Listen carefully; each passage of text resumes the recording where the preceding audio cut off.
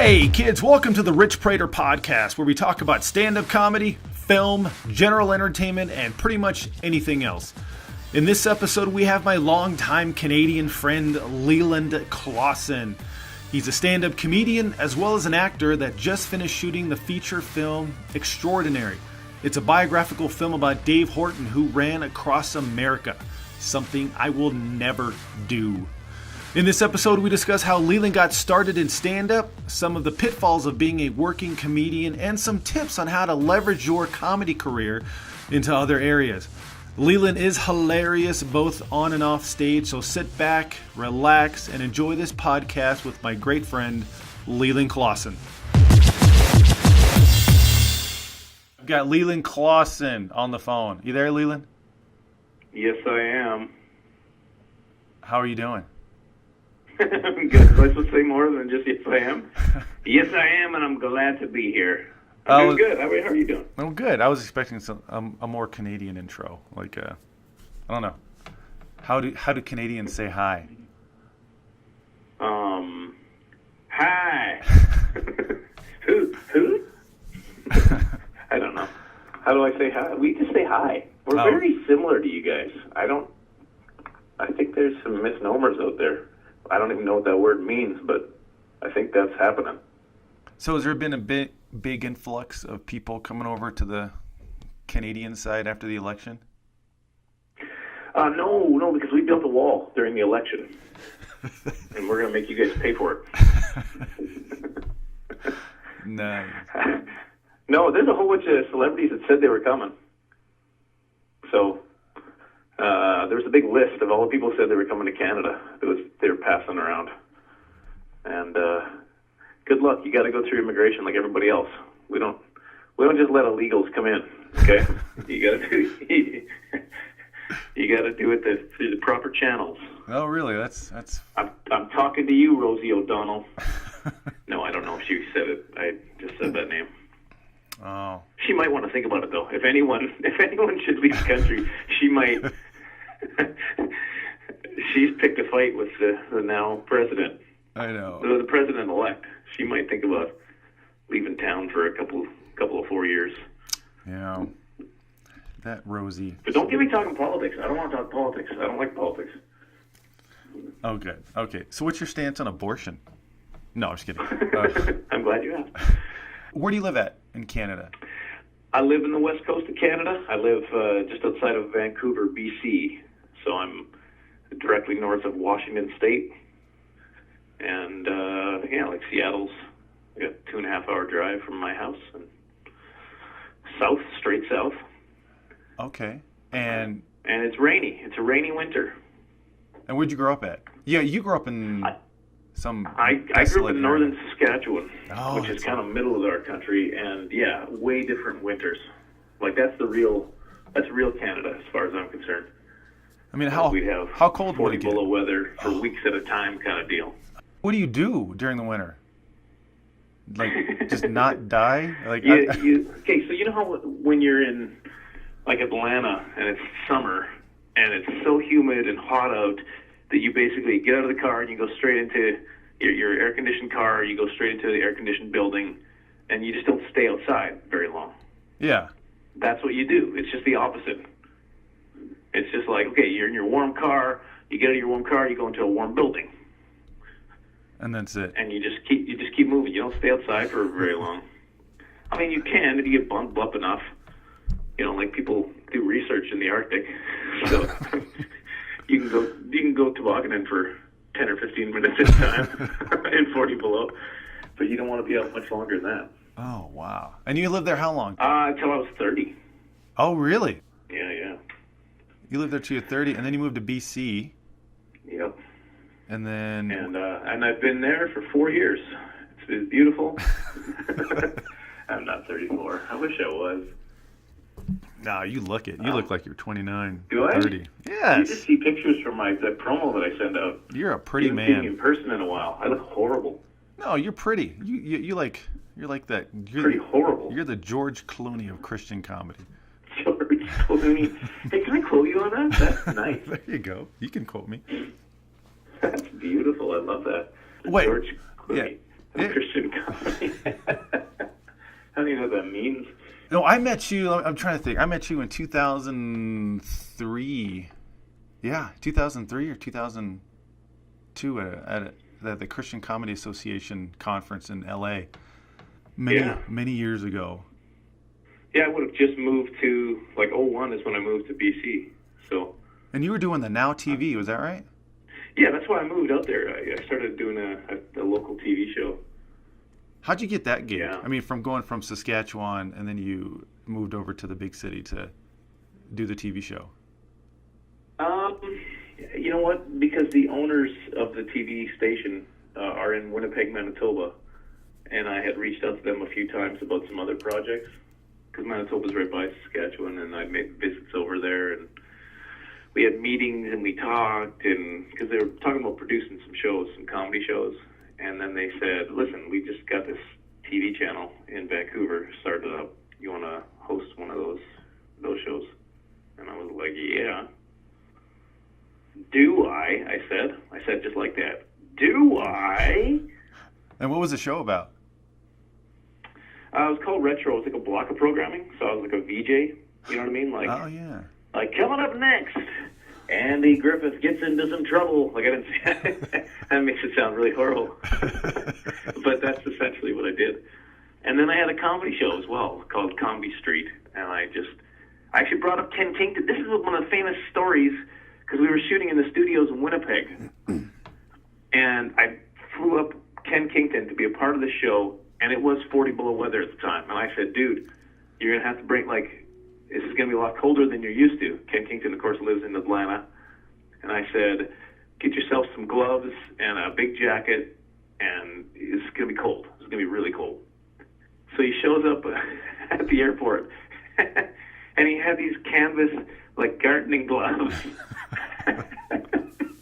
which is just completely useless. Anyway, I saw him. I'm like, what, are you doing some gardening while you're here? Well, I said bring gloves, not keeping your hands from getting dirty. But, yeah, it's pretty funny. Oh, good. Okay. Well, I thought it was funny. I mean, it wasn't, maybe. I don't know. Yeah, no, Ken's a funny guy. Ken. And then after that, and so... had a heart surgery. Can we say that? Yeah. Is that legal to say? I think everyone knows. Yeah. No, I saw it on Facebook. Yeah, he had some kind of heart issue. I'm glad everything... Quadruple bypass. He was just going in for something, and they're like, oh, you got blockage like 98%. We should probably do something about this now. Well, he lives in Atlanta. I mean, that's like the center for fried food. that's how it happened. Just even being there, it's in the air. It is, yeah. Your cholesterol goes up as soon as you enter the state of Georgia. All the fried food in the air. Yeah. Well, I'm glad he... Yeah, that was scary because it came out of nowhere. I just saw it on Facebook that he was going into surgery, and then his wife was... You know it's bad when your wife gets on your Facebook page and starts posting for you, like, you know, prayers. Okay, so here's the thing. My wife would never be able to do that. She doesn't even know my passwords. She doesn't know what's going on. I could go missing. I'm serious about this. I could go missing on a trip, and she wouldn't even probably know. She'd be like, shouldn't he be home soon? And then, where is he right now? I don't know. What does his calendar say? I don't know. This hasn't been updated. And I would be somewhere in Ontario dead, and she would not even have a clue. Like, when did he leave? 4 months ago. I'm just still waiting, right? Well, no, she'd know it when the check started. That sounds horrible. But if the check stopped coming, she'd be like, wait a minute. There's no money in the account. Maybe I should look in to see what happened to him. No, it's funny. It's funny, but painful. Yeah. To me. Wait, so how did you make the transition from Now TV to doing stand-up? Or was there... But you were doing stand-up while you were doing the VJ you know stuff. what I did? I was doing stand-up before. That's kind of how I got it, because I was a comedian. I only did a couple seasons there. But at first, I didn't want to be gigging while I'm hosting a TV show every day. I wanted to make sure I nailed the TV stuff, right? Yeah. Which I did get an award. I'm just saying. I'm looking at it right now on my wall. Beautiful award. What was the award? BCAB, the British Columbia Association of Broadcasters, Broadcast Performer of Tomorrow. What? Yeah. Yeah. Oh, nice. I was just there for a year to get myself an award and then on to new things. Reached the top of my game. No, I'm kidding. I basically started doing stand-up. I was doing stand-up before. I took a little break to make sure I had my TV stuff in hand, and then I started picking up gigs again. And so essentially, like the first CCA I went down to, I think I was still working at Now TV, and I was scouting for the show Comedy Street, as well as performing and stuff as well. And then I was done there 2 seasons and then I just was like, okay, well, I'll just keep going with stand up, and it's just I'm based out of here now. Oh, so you're scouting at the CCA, and then I didn't get a call. Let me just write that down real quick. How do you think we talk to each other all the time? That was the call. That's right. I said these random phone calls. I just don't have a show to put you on anymore. That's the only difference. When did you do your first stand-up set? Or like, when did you want to do stand-up? I mean, was it on a whim, or was it something you had been wanting to do throughout your high school, college? Here's the thing too, because every time in an interview, if I'm asked on the radio or TV or whatever, it's like, did you know you wanted to be a comedian? And I honestly don't remember. But I did say to someone that works for me, I was tree planting, and I was a foreman, and I told one of the guys, yeah, I'm thinking of giving stand-up comedy a try. So I must have wanted to at least try it. I just don't remember like it being like a burning passion as a child. Like some people have stories like that. It's like, I don't really know. I probably didn't think it was legit enough to do, but I thought it would be cool. Anyway, so I started writing material, and that same guy that I told that to, his parents called one December and said, hey, our comedian canceled. Can you fill in? We hear you're a comedian. And I was like, yes, I am. And it was like an hour of material on a Christmas corporate for my first gig ever. Wow. And it went horrible. It bombed. But I was hooked. That's kind of what started. Once I had done that first thing, then I just started picking up, wherever I could get on stage. The Sutherland Bar had a Yuck Yucks, which is like a Canadian chain of comedy. They had a one-night Yuck Yucks thing there, and then there was also a Yuck Yucks club in Saskatoon, and I started going there. And but it wasn't until after I got married. So, like, I was just working at a job and got married, and I told the wife, I'm going to go do this. And she was like, you didn't say anything about that in the vows. And I'm like, just reread them. I think it's in there. Wait, and you were a tree planter before? What's that? You were a tree planter? Oh, dude, I paid through university. I paid university through tree plant, yeah. Now you do stand-up, and you've been doing it. I mean, you've been doing it for the better part of, full time. I've been stand-up for 20 years. But I think what's different with you, and I think you're one of the more successful comedians, is that you just book your own stuff. You don't wait around for people to book you. You go out and you set up events and do ticketed events and promote your own things and travel pretty much all over Canada. And I do. It's a lot of work, and I don't really want to be a promoter or a booking agent, but I've just, out of necessity, I've kind of become those things. There's even a festival now that I'm promoting, in comedy festival in Kamloops. We had to get you up for that sometime, but I need a bigger budget, so I'll have to hold on to that for a bit. Is it a comedy festival? But yeah, no, it's I don't know if I recommend what I'm doing to young comics. Do you know what I mean? Like, I don't know if I'd say to them, hey, this is what you got to do. You got to book all your own stuff, because some guys just are not capable of doing that. And part of it could just be my problem with control too. Do you know what I mean? Like, I don't know if this is a positive thing, but I'm always doing this. Yeah. It might not be as great as it sounds.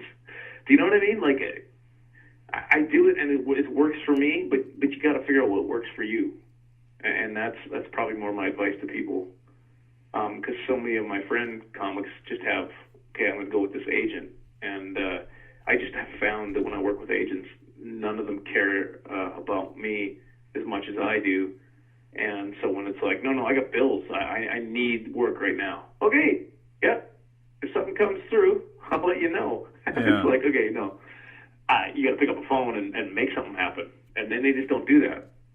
So that's what I ended up having to do. And then when, 2008 or so, when the economy said, okay, we're gonna slow down like crazy, then I had to kind of become creative, and I made tours, and I did things like that. I mean, I feel like what I do, I feel like I'm pretty good at it. It's just a matter of how do I get in front of a bunch of people to do that, and how do I find, and within Christian comedy, there's tons of ways to minister using what I do. So it's just find those ways and go do that, right? So. Yeah.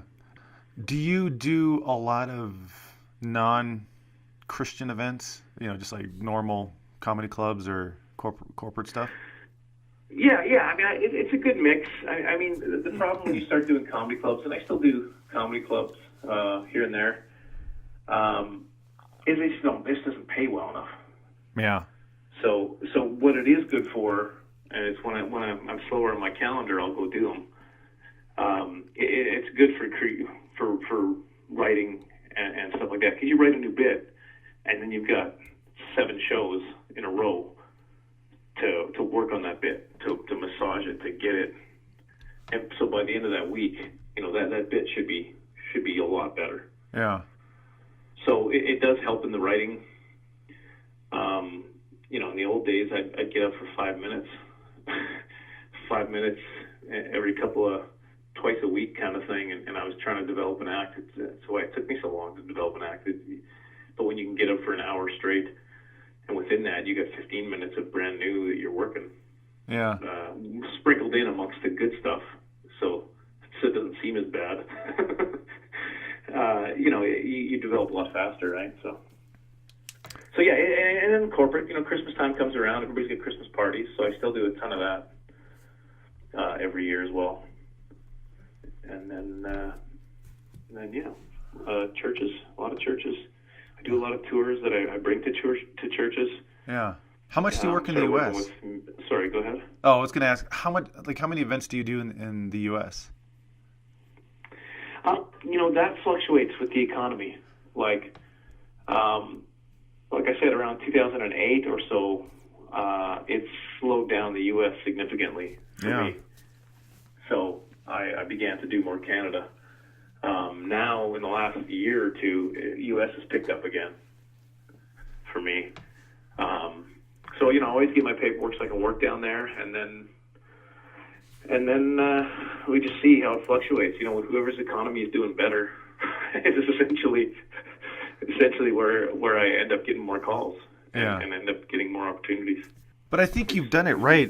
The promotion part of there's the show business. You have the show, and then you have the business part of it, and the business is always hard. And I think a lot of people, just like you say, they expect, well, I'm just gonna work on my act, get a solid hour, and then go to an agent and get booked, which is it just doesn't happen. I mean, I think Tim Grable said it best. Is like, he's not gonna look at you until you have a full calendar, and that's when you're gonna need help booking things and getting into other doors. And that's part of the reason that I have such resentment towards agents. It's like, right. I'm working my butt off. Yeah, now I'll jump in and I'll just, what, are you just going to handle the contracts? Because that's really easy to do. I can do that. Do you know what I mean? Yeah. It's a negotiation. Yeah, no, I know. I'll fight for me more than that. That's just why I've always not really gone the agent route. And here's the thing, not being exclusive, I still get lots of calls from agents. Yeah. If something works out or whatever, or somebody asks specifically for me, of course an agent's going to say, yeah, I book him, because all they have to do is call me and book it, right? And I still work with agents lots, but just kind of always done it this way. Here's the thing that I've realized, though, too. Going to the CCA, Christian Comedy Association conference and stuff, I haven't been in a number of years now. I got to get back there. But, when Tim Hawkins got so popular and stuff, and everyone was like, "Hey, what did he do? Let's replicate that." And so it's like YouTube. Okay, so we got to get YouTube. We got to get this and that. And that always kind of bothered me, because I was like, well, wait a minute, we all have different paths, right? and we're also all called to do different things. Like,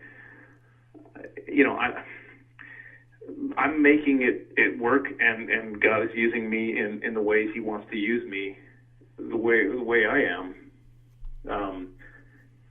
and that's one way. And then Tim Hawkins, the same way. He's being used in a different way. He's got maybe bigger shows, maybe I don't know. I don't know the numbers. I don't have them in front of me. Yeah, no, he's got big shows. He's got a lot of them. He's touring, but that's not everybody's path. And so that's right. To sit there and try to replicate, like, oh, I've got to do this. That might not be what you're supposed to do. Yeah. And it just kind of bothers me. It's just they stick themselves all in this box of like, okay, how do I get a viral video? Viral video. Well, maybe you're not even supposed to be doing video. Maybe you're supposed to be doing a podcast, or maybe, you know what I mean? Maybe like yourself, I think you figured this out when you were like, I love filmmaking. I want to make films. Then that's what you're supposed to be doing, right? Like, yeah. That's one thing that bothers me about young comics coming up. They're just like, how do I replicate what I see? It's like, well, you're not supposed to replicate what you see. Yeah. You're supposed to be doing what creatively you want to do and you should be doing. Yeah. Not what somebody else has done. But anyway. No, that's great advice. And for me personally, stand-up has always been a fun outlet, and it's always been a great way to travel and make some extra money and hang out with you guys, things like that. But it's never been a true passion. And I remember, right. 5-6 years ago, during the financial things, it was like, am I going to keep trying to do stand-up and be on the road all the time and do something I'm not really passionate about? Or do I do stand-up on the side and then focus on something else? And so, that's what we've been. So, but you're right. It's all why I about started doing, more films and stuff too, because I enjoy TV, film as well. But I always love getting in front of an audience. So I think that's something I'm always going to do. Yeah. And if some of these films take off or whatever, and some of these things are hits, all that's going to do is give me bigger audiences when I do stand up. Yeah. I'm hoping, or maybe it's going to be smaller audiences. Do you see his latest movie? Yeah, I'm not going to go see him. It's going to be terrible. I don't know, but yeah, that's how I'm doing it, and I believe that's my path, and I believe that's the path I'm supposed to be on. Yeah.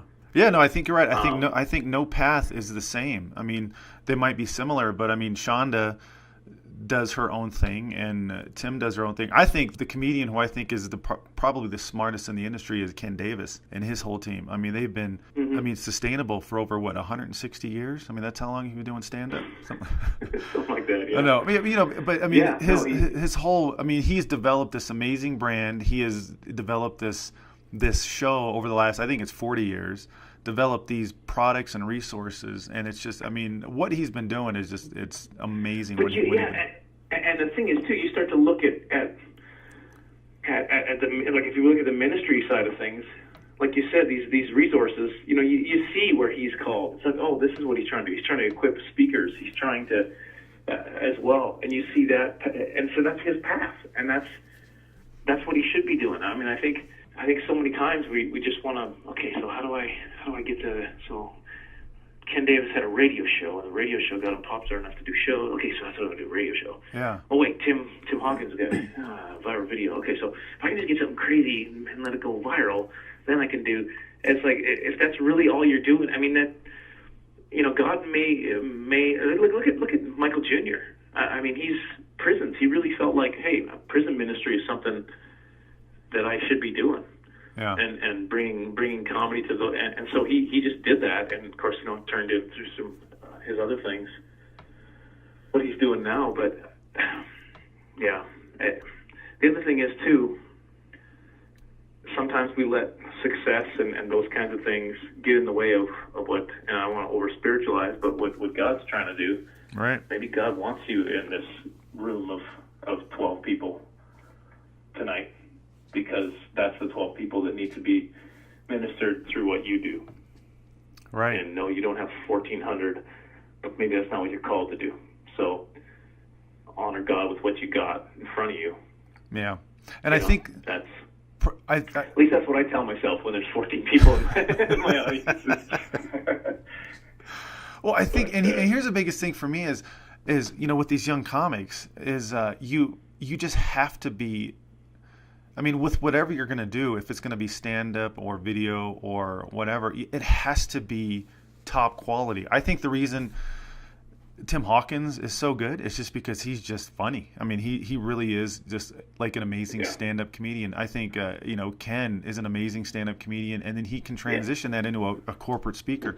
But you just have to be amazing. I mean, no video is going to go viral if your comedy is just not there. I mean, and so that's what I would say. Yeah, that's the other thing that gets ahead of people too, right? Is they try to get the little hook or the whatever before they've got the content to, like, oh, I'm gonna do.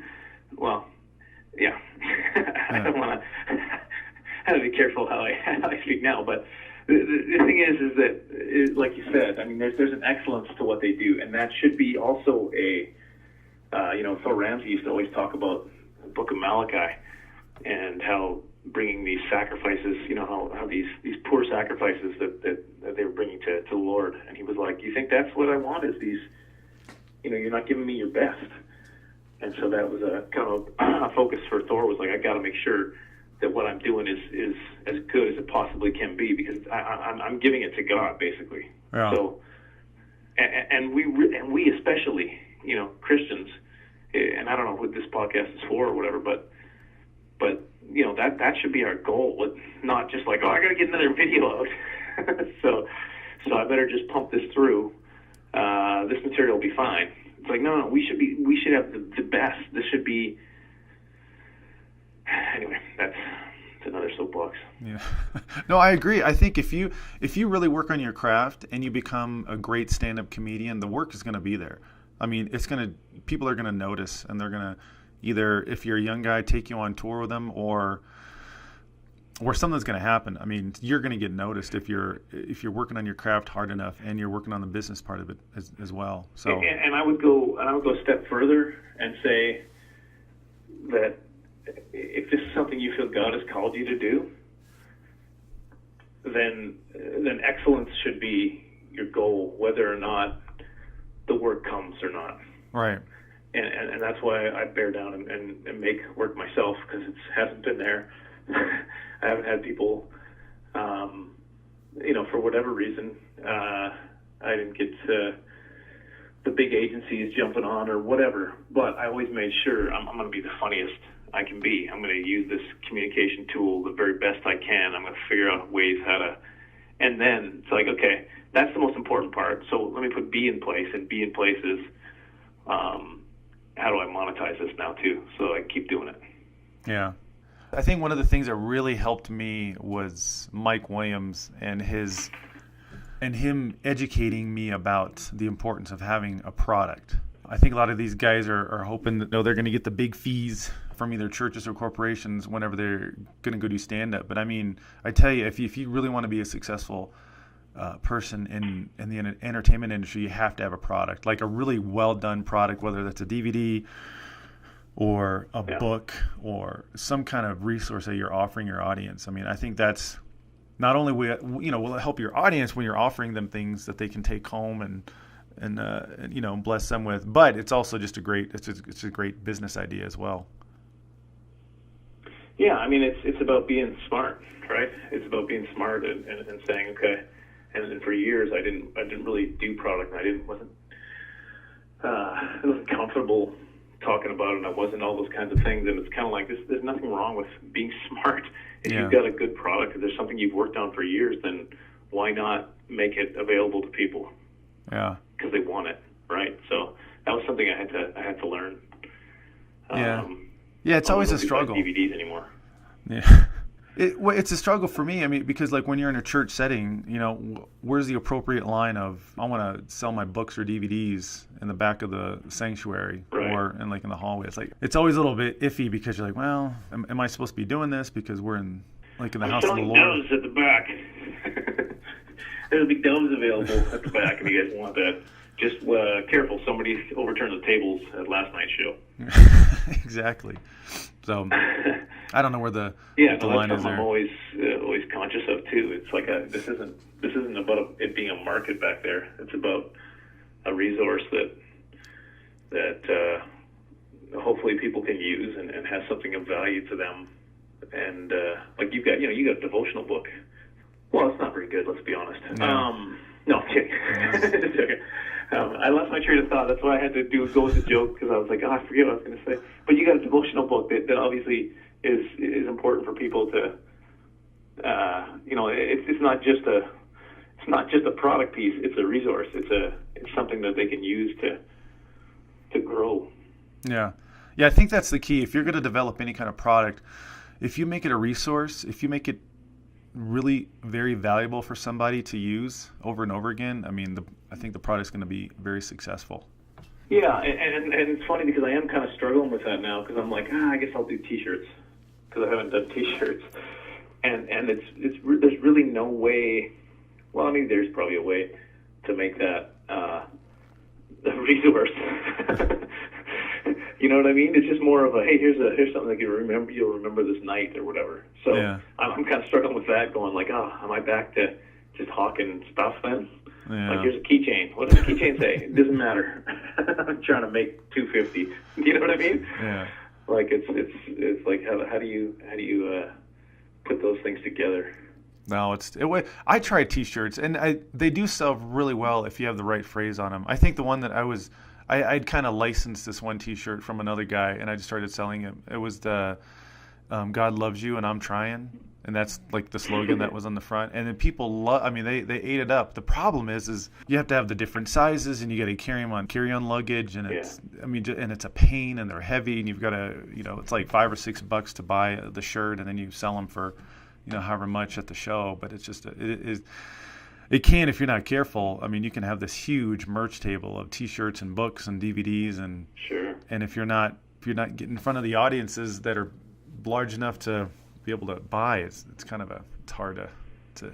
It's a tough. Yeah, well, I also book a lot of tours, right? So it works better on a tourist scenario. You toss it in once you get it to where you need to get it. Toss it into the rental van, or who am I kidding? Rental car. In a tour bus, you put it onto the tour bus / economy rental car. But it's a lot easier to handle those kind of things on a tour than it is on just a one-off. Like, I'm going to fly in and fly out. Yeah. Because now everybody charges you, $48 a bag if you're not in the high flyer, whatever. So, yeah, that can be. Then you're shipping it all over the place. You lose all your money on shipping. Yeah. I remember at one point in time I had these DVDs that just weren't selling, and I just kept shipping them around because they were to stay in the States, and I can't bring it across the border and stuff. So I just kept shipping it from gig to gig, and I remember calculating how much. Like each one cost you like about $7 or $8 per DVD by the time it was said and done. And I'm trying to sell them for like $10. Like, I'm only making $3 a piece on this, and I can't even move these. It was it's pretty funny. What was your worst gig? Do you have one? Your worst event? Dude, I've had, like, I started doing comedy in Saskatchewan, and just kind of rough bar gigs. That was my start. Like, I've always, kept my act clean. I've always that was how I was going to do comedy. So that's how I did it. But I've done it in very difficult rooms. So I remember one time, I got so many stories. I can give you a whole podcast season, one story at a time. But I was in Ceylon, Saskatchewan, doing a show, and basically every bar, every small town hotel that wants to have a liquor license, they have to keep the hotel open. Okay. So they're not real hotels. There used to be. It was like the first building they built when the railway came through back in the 1800s or whatever. So it's just these old, decrepit buildings with a bar in the basement and one or two rooms that they've made into a hotel room, but it's just so they can sell booze. So we get there, myself and another comic, and first of all, there's two dogs running around. One of them has only one eye. It's like a one-eyed dog. It's like a pirate dog or something. Little peg leg. No, he didn't have pig legs. But anyway, then so we're hey, we're here to check in for to our rooms for the show tonight, and they were like, check in, ha ha. We're like, do we have a key? And they're like, no, you don't need a key. Just go up and grab one of the rooms. Wow. And then she said, don't sleep in our room. Like, all right, it's tempting, but sure, deal. So we started walking up these big stairs to go up to this room, and she yells from the bottom, oh, did they tell you about the ferret? We're like, what? Yeah, there's a ferret upstairs running around up there. But don't worry, if the door's shut, you can't get underneath. So just make sure he's not in there before you shut the door. I'm like, are you kidding me? Are you serious? So I go in, I look around this room, everything looks fine, shut the door. I decide I'm going to lay down. There's nothing to do in this room but be unconscious. So I was going to sleep till the show. And I didn't go under the covers because I was like, there's no way I'm going under these covers. They're just too disgusting. And I laid on the top, and I saw the covers moving. This ferret was underneath. I guess he had a little nest underneath the bed, and I was like, freaking out. So I jump out of there. Later on in the night, I'm on stage doing the show, and I talked about this ferret, and this one guy yells, "Oh yeah, there used to be two. One died in the dryer." And so all I could think of at the time was, how did he survive the washer? But yeah, man, I got a million of those kind of stories. Just ridiculous. That's how the dog lost the eye, I think. Was being in the dryer? Like, oh, he's not dangerous. Oh. He's not dangerous. Really? How come your dog's got one eye? How do you think that happened? The ferret bit his eye out. That's how it happened. That's funny. But anyway. Yeah. Yeah, you have that style of comedy where, like, if something's going on in the audience or whatever the feel is, you address it and you bring it out in the open and you embarrass it and then you move on, which I love. Yeah. Well, and that's, see, to me, that's always the beauty of a live comedy show. You can have my DVD and see the jokes without incident, right? And and they're great and it's fun. But when you go to a live show, something is going to happen that night that it has never happened before and will never happen again. That's right. Like, it's unique to that night. And that's the beauty of stand-up for me. That's why I love it so much. Because there is going to be something that happens, or a person there that reacts a certain way, or whatever, and that's unique, and that's not going to happen again. So every show is different. It's beautiful. On Facebook, I saw, it was like a year ago. Did you really get kicked out of your kids' Little League game?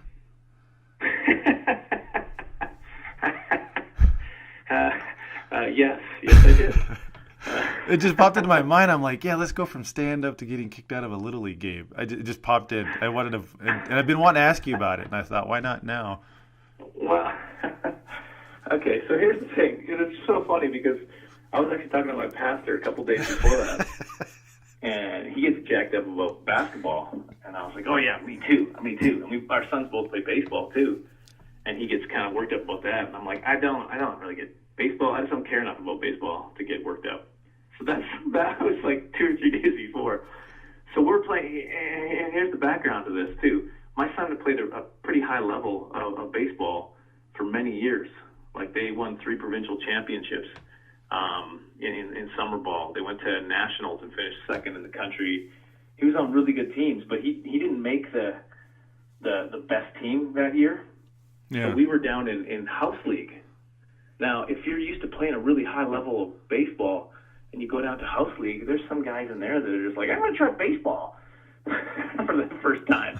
It's painful. It's really painful. So I just didn't care about baseball that year. And I really didn't. I'm just sitting there going, this is so lame. And no offense to anybody whose kids were playing or whatever, but when you play high level and then you don't, it's just tough. It's tough. Yeah.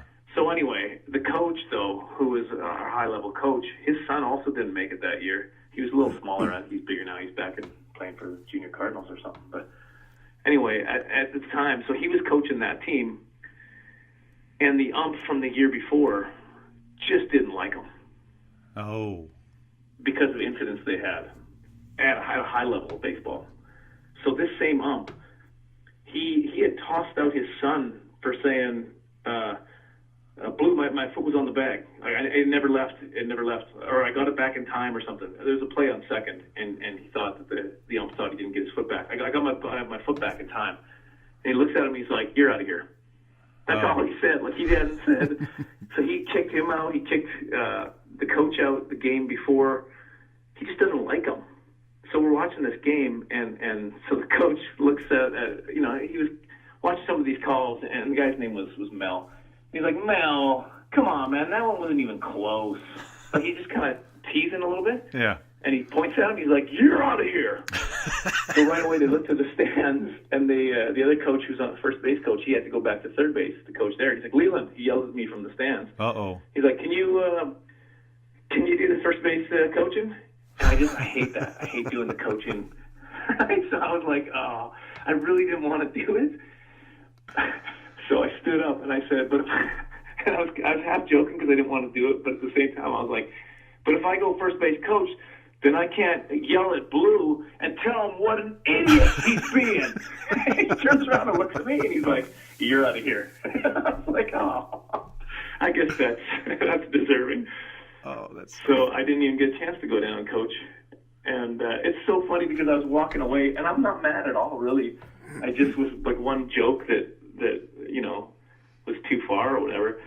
So I'm kind of smirking, and I'm walking off, and I see this guy coming in. He's late for the game. He's like, "Hey, Leland, how you doing?" He's one of the other son's dads. And I was like, "Good, how you been? It's been a while." We chatted for a little bit, and I'm like, "Okay, anyway, I gotta get going." So I left, and he got back to the bleachers, and then he heard that I was kicked out. He's like, "Wait a minute, Leland was kicked out?" Yeah. He was yelling at the ref. He was yelling? Well, yeah, sort of. He's like, because I was just talking to him. He's in a great mood. Yeah. I got out of first base coaching. Oh, what I did. That's so funny. Yeah. But yeah, the whole year I had a reputation. Everyone's like, "Oh yeah, Leland's gonna lose his lid again." It's like only if you make me do something.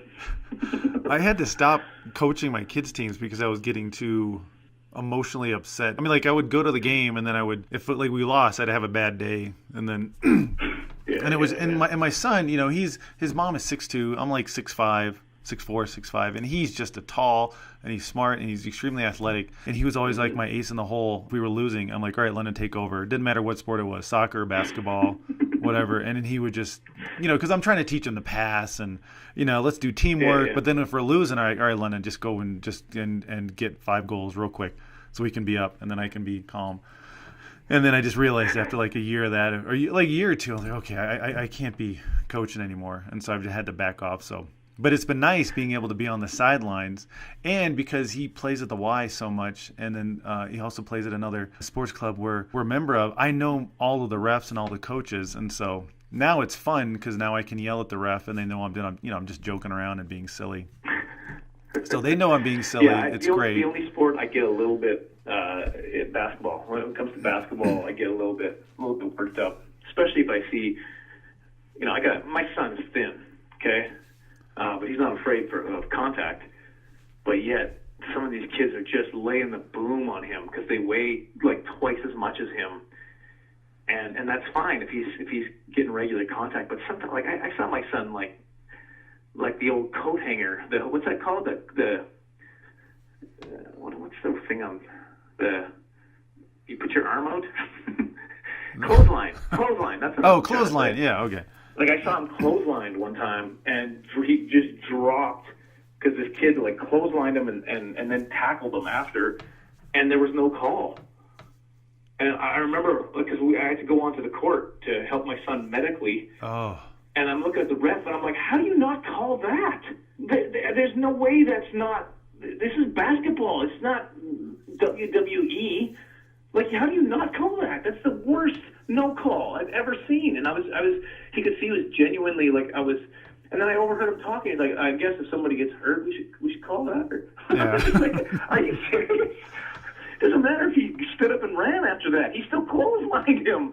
Are you serious? But anyway, that's where I have to kind of. You see, you got me worked up already, and I'm just talking about basketball now. Oh, I know. Not even out of game. Well, here's the thing too. It's if I'm on the sideline, and this happened at one game, we were playing soccer, the other team, like I'm trying to like coach the team where they're passing and things like that. The other team, there was a couple of guys on there, and I don't know what was going on. They're just boys, like, and they're playing rough. But they were just, they were tripping, and they were like, they knocked London over, my son. Like, just blatant knocked him over. So he gets up, and I'm like asking the ref, you going to call that, whatever? And he's like, oh, like, wasn't a foul. And so I yelled out when I was coaching, I said, London, they're not calling rough fouls, so go ahead and do whatever you want to do, which like really upset the other coach. And like, you can't say that. And I was like, yeah, you keep, and I think that was one of the last seasons I played because I realized how bad I was. But then I was like, London, I said, you are not going to get in trouble from me if you hurt these other kids. And then he went, and it was great. And he went up, and it was like a dad's fantasy because he went and scored 5 goals. He knocked over the kids. The ref didn't call anything because he was afraid of me, I think. And it was just one of those games. And I just realized, I'm like, how healthy is that for my son to be yelling at him and encouraging him to kill people? So, yeah. I had to stop that. Right. I was playing the same kind of thing when I was playing men's league myself, like basketball. I just get like something about basketball. Man. And here's a pattern that happens a lot. I'd be running down the court, with somebody, just playing average, and I'd make some kind of joke or something, and he wouldn't laugh at the joke. And then I just get super angry, and then I'll be like, give me the ball. And I'll just like start taking it to him, shooting over him, staring at him, like just kidding. Just because he didn't think I was funny. That's happened many a game, but I just had a bad attitude when I played, and I was just like, well, these guys, you dunk on somebody, and then you just kind of like hang a little bit, drop, and kind of give them the chest bump and those kinds of things. Those are the kinds of things I was doing. Like I'd hit over somebody, and I'd look the defender in the eye all day. I'm doing that. Like I was just, and I was kind of like, I don't think I want my kids seeing this. Like I gotta maybe stop playing because it's not bringing out the best in me. It's bringing out the best in me, but it's not bringing out the best in me. Every fight I've ever gotten into has been in a church basketball league. That is not a lie. Every time I've ever gotten into a scuffle or a fight, it's always been on the basketball court with the First Baptist League or whatever, and we always end up fighting at the very end. So I used to play church hockey league, and it was the same kind of thing. I don't know. I think it's healthy. If you're going in there having fun and you guys get a little bit hyper, that's fine. And you shake hands afterwards, it's kind of fun. So anyway. Yeah, my son, when it comes to basketball, he's just a great even temper. Like I'm glad I stopped early enough for him to remember my basketball days because he seems to really have a great attitude always when he plays sports. It's great. Yeah. Well, my son, I'll brag on him a little bit. I after the couple years that I just stopped, I just started playing with him, like in the gym, just one-on-one.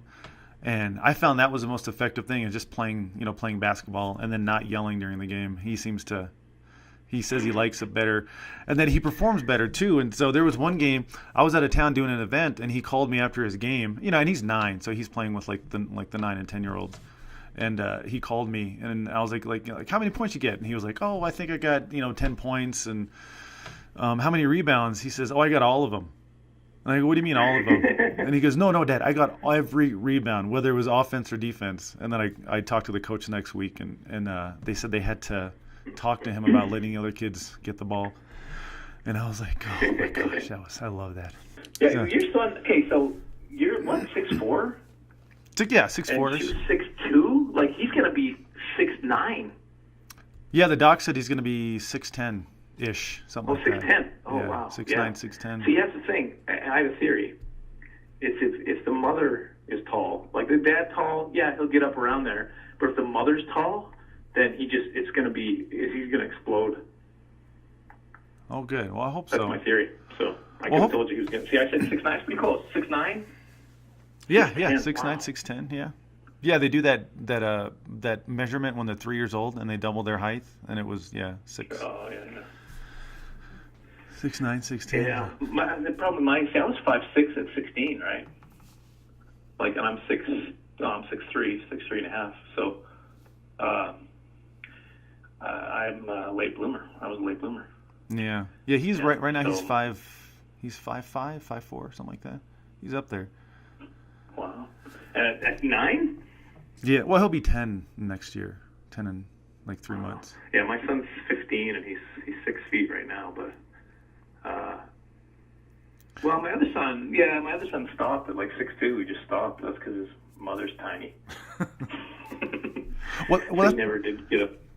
Well, this is the problem we have with the problem London has with being tall right now is like I have to play him up ages all the time because he is a decent basketball player, but then but he's still the tallest on the team. This past summer he played, he's 9, but he had to play in the 10 to 12 league, and then he was the tallest one on there, and he was the best one on there, and then I was getting complaints that I should play him up because of his size, and I said I already am playing him up. He's only 9, and it's like right now, for him to be able to play competitive, he has to play at least 2 or 3 ages up. But then it's but then I don't think he's emotionally ready for that part yet. But yeah, he'll get in there. It's just a matter of just playing. He just got to play, and then. I just wanted him to have fun and not have to worry about, his dad freaking out, during game day and then stressing him out. Right. So anyway, but I digress. Look, I've got a couple more questions for you. Who's your favorite comedian, or was there a comedian that influenced you as you were growing up? Well, growing up, I remember we had a local radio station that would air. Old Bob Newhart and Bill Cosby and stuff like that. So that was kind of my first taste of stand-up. Yeah. And then there's some Canadian guys that did some Canadian specials that I would watch, Mike McDonald and stuff like that. And so, those guys were always, examples to me of, okay, so that's what good stand-up looks like, right? As I got older, guys like Gary Shandling, I really loved his... I think it's the self-deprecating stuff. I really like. I used to write my own promo. I still do, probably. Yeah, I still do. Probably. What am I trying to make it sound like? But I used to write self-depreciating instead of self-deprecating, mistakenly, which means I would just work less every single time. Every time I perform, self-depreciating. Every time you get them, he's cheaper. But no, as I got more into comedy, I'm influenced now by guys, first of all, clean guys like Brian Regan and Jim Gaffigan, of course. Yeah. But style-wise, I do really like Dane Cook's style. I do kind of I like the way Chris Rock crafts a message in what he's saying. Yeah, he's a Not genius. A message I agree with, obviously, but it just shows the craft being used. In the best way possible, Yeah. Well, also, when I was first starting stand-up, Jim Carrey actually he used to be a stand-up as well, and at first he had this kind of cheesy kind of impression act, but he threw it all out when he got to L.A. and started creating these characters, which you later saw in Living Color, Fire Marshal Bill, and all those kinds of things. But he had this really unique stand-up. And now if you watch it, I don't think people are going to realize how groundbreaking it was at the time. But at the time, he was making fun of stand-up comedy through stand-up comedy. It was the most brilliant stuff I'd ever seen. And then there's some British guys that physically, Lee Evans, I used to watch him and go, man, that's just so cool the way he uses his physicality for everything. So yeah, and you do that. Range of comics. Yeah, lots of influences. And you do that a lot too. You have the big hands bit, and I don't know how many times. I don't know why people did this. They would ask me like, "Oh, do your big hands bit," when I'm like at an event, and I'm like, "Okay." I was like, "I don't know if I'm going to use it this time," but no, most of the time I just told them it wasn't me. But like, did I get bucked accidentally? Well, it's probably not accidentally. That's why I don't work with a few agents, because I had that told to me several times that people had asked them to see his big hands, another comic, and I began to realize, wait a minute, people are asking for me, and he's sending them other comics. So that's yeah. Yeah. Well. I can go into that off the record. I'll go into that story with you if you want. No, you don't have to. We can talk about that when the podcast is when I'm stopped recording. So you see why I don't trust agents now? Oh, I know. I think if I was more involved in trying to, build get more gigs and get more events and trying to, do more stand-up events, then I would take your approach, doing everything myself, or just, hiring someone like a personal assistant to be able to go out and, make the calls and do the work and things like that. I think that's what I would do. But yeah, I know the whole industry is just, whether it's a Christian industry or not, there's always some sketchy stuff that goes on in the background, which is sad. Yeah. But again, getting back to what I said earlier, I do really think that that's my path. That I'm the guy making the phone calls, and I'm the guy setting this up. That's, I was talking to Bone Hampton one time about it. He was like, "But that's who you are. That's what you do." Yep. Yeah. And you're great at it, and I think it's working. And I think more of these young comics coming up, whether you're in the Christian market or the secular market, it's all about developing that business mindset and creating your own path and the path that you were destined to be on. It's a part of that ministry. It's a part of that job. It's business. You got to also learn that. That's another equally as important. Maybe not equally as important, but it's a third as important. Yeah. I'll say, if I have to put a number on it. But you are doing, not only do you stand up, but you just got done doing a film called Extraordinary. Is that right? Mm-hmm. And so this was one of the big things that we've always connected on, is like, you are, you're a great actor. You're a great comedic actor. I've seen some of your, was it the Father Pastor Nelson, which is just brilliant. I mean, and so you've been doing things before the whole explosion of viral videos, things like that. You were doing that before, like YouTube was even popular. And you've been doing this for years. And so you just got done, and you played a lead in this movie Extraordinary, right? Yeah. It was done through Liberty University a couple of years back. It was actually in an NRB. I think you were there because you've been a few of the NRBs. Yeah, one of the ones in Nashville there or whatever. But I was talking to Tori Martin, who is an actor, comedian, writer, and he loves to network. And he'd seen a pilot I'd done, this summer camp thing, and he just loved it. And so he was telling everybody who would listen to him, "You got to book this guy, like for your next movie," at the particular NRB. And so I actually had a couple of meetings while I was there with some people. But as I'm flying home, I get this text from him, and he's like, "Hey, send your reel to this Scotty Curly guy. They're putting a movie together, and it is a comedy." And I went down there, and small role, a couple days, but it was a lot of fun. They gave me a ton of freedom. It was a comedy with Robert Amaya and Aaron Bethea, and I think Victoria Jackson's in it as well. Hasn't been released yet. It's called what is it called? Alter Egos. Fun film, just fun. But they just let me go. They just let me loose, and so they got some good stuff out of me. Pretty good stuff. It was fun. It was really good. Everything was clicking, I guess you could say. Anyway, so after that, they were like, "Hey, we're going to use you again." I mean, this was great. And so I got a call last summer, saying, "Hey, we got this movie with Kirk Cameron. I want you to play his best friend." And I was like, "Sounds good." And then everything just, I was waiting. And of course I got to book gigs, and I kept bugging them saying, "Hey man, I'm sorry, but I gotta book some gigs. I can't, you know what I mean? I can't leave you a whole month for a supporting role." So then they got back to me, and they're like, "Actually, we're thinking of you for the lead now." Wow. So I went through the audition process with them and did all this stuff, and they ended up booking that movie.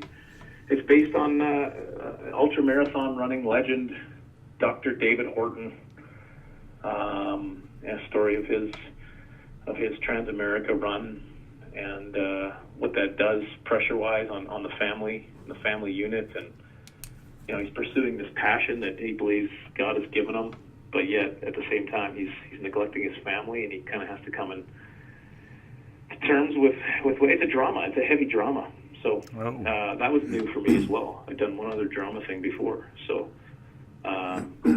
challenging. It was great. The co-stars were super supportive. Like Sherry Rigby played opposite me, and she really, lots of experience and very good actress, and just really, I was so glad that she was there, because I think she helped me a lot get what I needed to get out of that character. So yeah, it was an awesome experience. I hope it opens doors, because I want to keep doing filmmaking. I mean, you and I always talked about doing that, and so hopefully this opens some doors, and maybe you and I can actually even get done some stuff we talked about getting done. Yes. Oh, I know. And here's the thing too, is I don't think a lot of stand-ups realize how hard acting is. I mean, whether it's comedic acting or dramatic acting, I mean, acting is really. I mean, there's a reason why there's all those acting classes out in LA and New York. But I mean, yeah, when I got cast in that one film as like the Italian bad guy, Inheritance. I mean, I went in there going like, yeah, like I can probably hold my own, and I was just like, I mean, the whole time I felt inadequate because of how terrible I thought I was doing. So, and it took. Well, that's okay. So imagine that, and you're the lead in the film. Yeah, exactly. And because it's drama, like in comedy, right? Like even the scenes in that movie that I did a couple years earlier with them, I can see them laughing on the other side. Even though it's quiet on the set, I can tell, oh, I nailed that. I just nailed that. Yeah. Right? I don't know when I've nailed it. Like, I feel like I'm being authentic and as real as I can be, and then the scene is done, and they're like, cut. Okay, that's a wrap. And I don't know what happened. Is it good or bad? What happened? I need to look in your face and tell me, and you can't ask for affirmation every single take. Because I'm used to that with stand-up. You get affirmation every other sentence. Yeah. Either it's hitting or it's not. And that's why this was so difficult for me. It's like I don't know. I could have laid an egg on that one, or I may have done a brilliant piece of acting. I don't know. Oh, I know that's the worst. But yeah, I mean, I just tried to. It's an emotional. Like I had to cry a lot, say. And it's a good thing I'm a crier, because there's this one scene where I'm coming in off the run, and I just walk up and I see this father-son fishing, and I'm in the middle of this run, and I'm away from my family for 64 days and that kind of stuff, and so I'm just reflecting. I got a picture on my phone of my daughter's birthday I just missed, and so there was a close-up on me looking at them. And he's like, yeah, just let loose if you want to let loose on this one. So I know what that means. That means if you can cry here, go for it. So I always grab from a real place. So I started grabbing from I'm watching this father-son, and I was like, my dad's never taken me fishing. Never, ever done anything like that. He was always too busy because he was working. When he's not really working, he's just tinkering around on the farm. He's not really doing anything, but he's just not spending time with me. But then I started thinking about it. I was like, well, wait a second. I do the same thing to my son, but I'm considering, no, mine is work because I'm doing stand-up. And I realized I'm my dad. I did the exact same thing. It's like the Cats in the Cradle song or something that's playing in my head. But I just start bawling. Okay, when I came to the realization on camera. So tears are just streaming down my face. And they're like, cut, yeah, that's a wrap. Let's move locations. That's great. We got everything we needed. And I just start walking up this, and they're all excited, and I'm walking up this hill by myself. And I just start bawling even more. Like I just lost it. So I went on this park bench while they're loading up, and I just sat down, and this actually is railing of a park, and I just sat there and just had a good cry. But here's the thing, I saw some of the film, they didn't use that particular take. I guess they thought, that's too much emotion there. Let's use this one instead. Oh. I was like, oh no, I gave you my soul. I gave you my soul, and you didn't even use it. Did you tell Scotty? I don't know if I told him then. I might have told him later. We also went, there was a whole bunch of scenes where we went across America showing me running. So I got to see, dude, it was amazing. I got to see Mount Rushmore, around the Hoover Dam, in Vegas, the monument, the Arch, St. Louis Arch, Washington Monument. Like, the Rockies. We went through Colorado there, the Great Divide. I got to see so much of America. It was amazing. Like, who gets to see all that stuff? And I had to run past every one of them. I did so much running. Oh, so much running. Yeah, it was. They ran me nearly to death. I had to run up to Hoover Dam. Hoover Dam, it's a long ways away, and they usually told me to slow down the running. They're like, yeah, just slow pace up, because it looks like you're going really fast. And I'd be like, I'm gonna be walking if I slowed up anymore. But he said on this one, on the Hoover Dam, he's like, we got a really wide shot, so I need you to just book it, okay? So I was like, okay. So I ran, and then it goes uphill after, and he made me run this, I don't know how many times. I was exhausted, just exhausted, which is good because I'm supposed to be a ultra marathon runner, right? Yeah. So it looked real, but at one point in time, they had the truck following with me, and I got the little walkie-talkie on the side, and he's like, yeah, he said, just run past now. Just run past. And we're going up the hill at this point, right? And I was trying. I was trying so hard. Yeah, okay, just run on past now. Just run past the truck. I can't. I'm trying. Slow it down. I had nothing left in the tank. Finally got past the truck. It was so funny because I just couldn't. I was trying so hard to pass this truck, and I just had nothing left in me. Anyway, sorry, I'm going on about the movie. I'm sorry, I could. When's it supposed to be released? 2017. I don't know any more details than that. There's a theatrical release discussion, and then so I don't know. I don't know where we're at. Kirk Cameron is in it. He's just not playing the lead role. So it's Sherry Rigby, Kirk Cameron, myself, Karen Abercrombie. She played the old praying lady in War Room.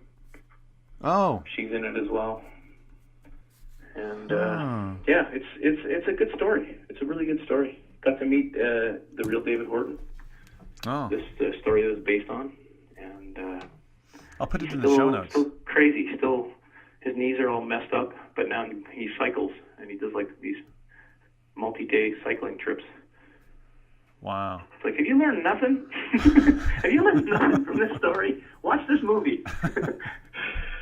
But yeah, I'll put all that info in the show notes. So hopefully, is there a website? Oh yeah, I mean, yeah, just give me the website and I'll put everything in the show notes. Okay, yeah. Sorry, I went on about those. I just had I just had these stories I want to tell. I'm sorry. Yeah, my website is www.lelandklassen.com. LelandKlassen.com, and that has a bunch of links to my Facebook, my Twitter, my Instagram. I don't know, whatever else is the newest thing. My MySpace. Yeah, just make sure you check out Extraordinary the movie and visit LelandKlassen.com. I'll have all this information in the show notes. But yeah, man, thank you, Leland, for being on the show with us. I appreciate you taking the time. That was fun. Thanks for having me. What a blast it was to catch up. Yeah, we'll have to do. If I got to catch up with you on a podcast, so be it. I'll do it. It was fun. Yeah, we'll catch up more, and we'll have a part 2 to the podcast after you're famous, after all these movies have come out. And sounds good. So, all right, man. Well, you take care. We'll talk to you soon. Yeah. Bye-bye. Thanks. All right, bye. I hope you enjoyed that podcast with Leland Klassen as much as I did. Make sure you go to his website at lelandklassen.com and check out some of his stand-up as well as the movie Extraordinary, which will be released sometime in 2017. As always, I will have all the information and the links in the show notes. You can also go to my website at richpraytor.com. The link is in the show notes as well. You can find more episodes of the podcast as well as other projects we are currently working on. Until next time, we'll see you later.